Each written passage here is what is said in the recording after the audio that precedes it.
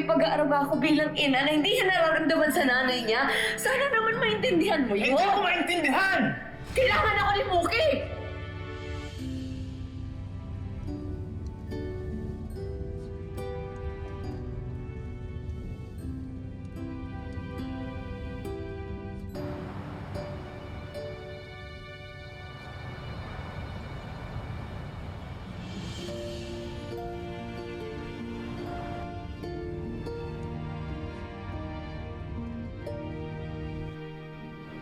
Ayan ba yung series na pinapanood mo? Ay, opo, Nay. Tingnan niyo.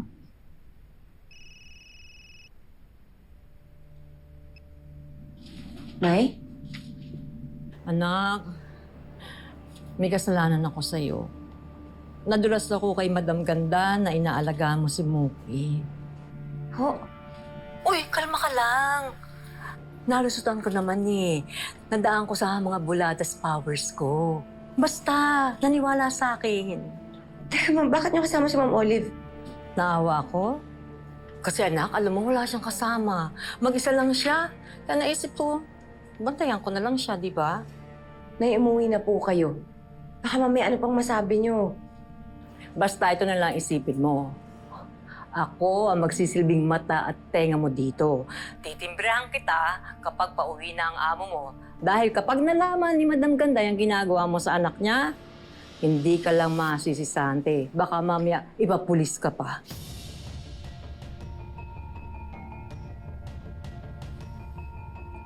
Anak, exciting na ba yung pinapanood mo?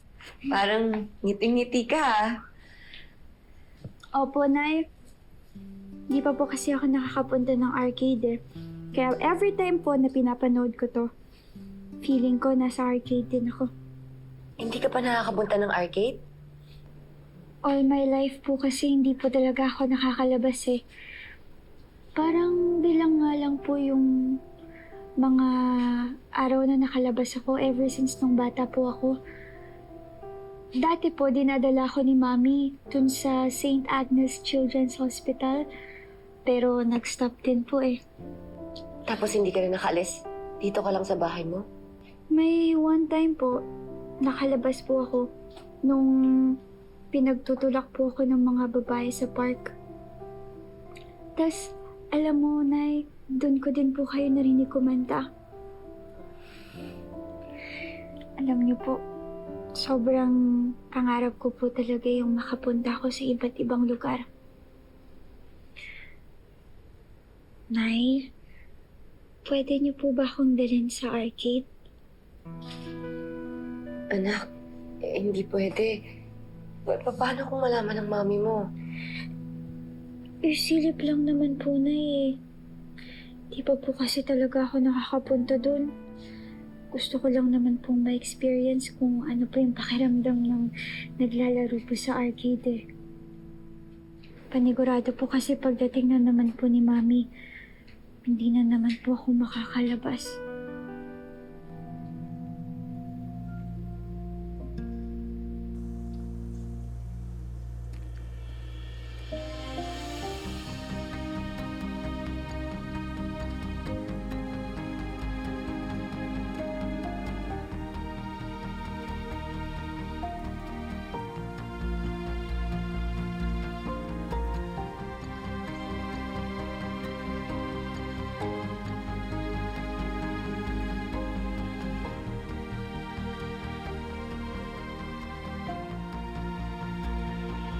Emma!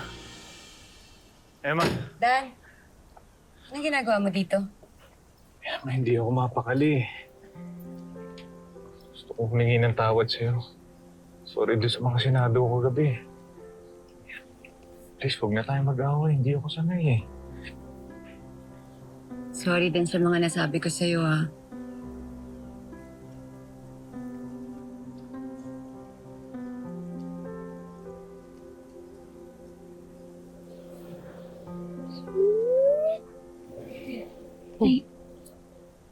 Nay Emma. Ay! Siya po ba si Mang Danilo? Yes. Pasensya ka na. Oo. Danilo, si Mookie. Mookie, Siya si Dan, yung asawa Hello ko. po. Hello, hi. Hi, Moki.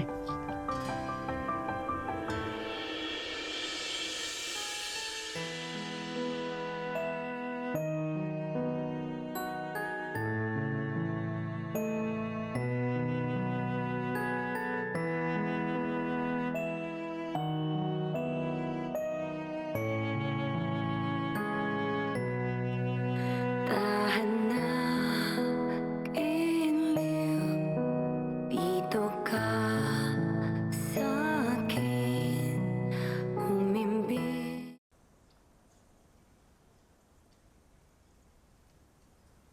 Alam mo, Moki, hindi ko maintindihan, pero... Emma, ang ganggang ng loob ko sa'yo. Ako nga din po eh. Talaga? Opo. Ang sweet niyo nga po eh. O, diba, Danilo? Sabi ko sa'yo eh. Kaya nga, ang bilis ko makapalagay ng loob tong si Mookie. Oh, saan pala kayo pupunta? Ba't nandito kayo sa labas? Ah, sa arcade po. Sa arcade? Opo. Sige, tara. Ako na mag-aatid sa inyo. Sigurado ka ba? Sigurado ako. Tapos Sige. bubuhati ko si Moki, tapos lagay natin yung Sige, wheelchair sige. sa loob. Mamaya. Sige. Teka, Moki.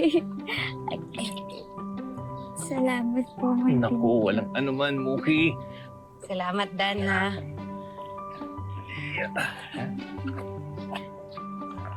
Sige, mauna ka.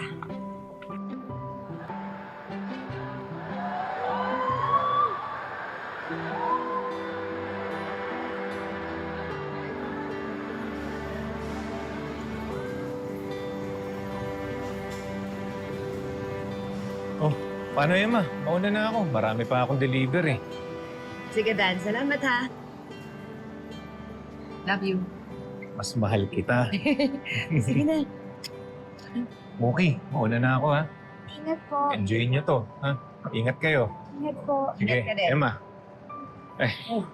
Sweet niyo naman po na Emma. Alam mo, sweet talaga yung asawa kong yun. Pakiswerte ko si Mas. Kaso, mabait tsaka malambing.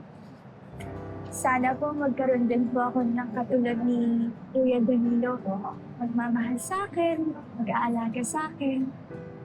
Anak, alam mo, merong nakalaan para sa atin. May special someone para sa'yo. Meron yan. Kaso, Nanay Emma, baka po imposible yun eh. Baka po kasi maging burden lang po ako sa kanya. Sigurado ako na meron darating at magmamahal para sa'yo. Ha? Lika na! Mag-enjoy ka na dito, din.